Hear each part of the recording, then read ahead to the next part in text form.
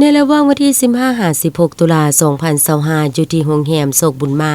ได้จัดกองประชุมเผยแพร่ยุทธศาสตร์การคุ้มครองและนำใช้งบประมาณการลงทุนของรัฐเพื่อฟื้นฟูโครงสร้างพื้นฐานหลังภัยพิบัติทางธรรมชาติฮอดปี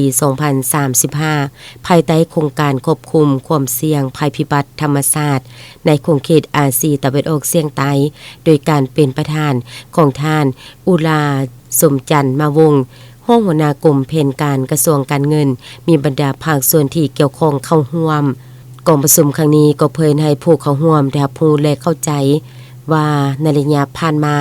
สาธารณรัฐประชาธิปไตยประชาชนลาวมีความเสี่ยงจากภัยพิบัติทางธรรมชาติที่เกี่ยวข้องกับการเปลี่ยนแปลงทางดินฟ้าอากาศและการเปลี่ยนแปลงสภาพแวดล้อมทางธรรมชาติโดยเฉพาะแม่นภัยน้ำท่วมน้ำป่าไหลสุภัยแห้งแล้งดินโซเจือนลมพายุฤดูร้อนพายุไต้ฝุ่นพยาธิระบาดแผ่นดินไหวและภัยพิบัติอื่นๆได้ส่งผลกระทบอันใหญ่หลวงต่อสุขภาพชีวิตทรัพย์สินโครงสร้างพื้นฐานเศรษฐกิจสังคมพร้อมทางเป็นอุปสรรคที่สำคัญของการบรรลุเงื่อนไขหลุดพ้นออกจากสถานภาพประเทศโดยพัฒนาและเป้าหมายการพัฒนาแบบยืนยงฮอดปี2030เพื่อเป็นทิศทางในการจะตั้งปฏิบัติเวียกงานดังกล่าวให้มีประสิทธิภาพประสิทธิผลและความเป็นเอกภาพกระทรวงการเงินจึงได้สร้างยุทธศาสตร์การคุ้มครองและนำใช้งบประมาณการลงทุนของรัฐเพื่อฟื้นฟูโครงสร้างพื้นฐานภัยพิบัติทางธรรมชาติฮอดปี2035โดยการสนับสนุน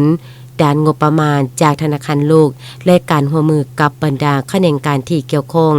จุดประสงค์ยุทธศาสตร์นี้แม่นแน่ใส่เห็นให้การฟื้นฟูโครงสร้างพื้นฐานของรัฐที่ได้รับผลกระทบจากภัยพิบัติทางธรรมชาติให้กลับคืนสู่สภาพปกติและมีความทนทานเพื่อสามารถลดผ่อนผลกระทบต่อเศรษฐกิจสังคมและสิ่งแวดล้อมเห็นให้การลงทุนใส่โครงสร้างพื้นฐานมีประสิทธิภาพประสิทธิผลและนำใช้งบประมาณการลงทุนของรัฐให้เกิดประโยชน์สูงสุดเพื่อประกอบส่วนเข้าในการบรรลุเป้าหมายการพัฒนาแบบยืนยง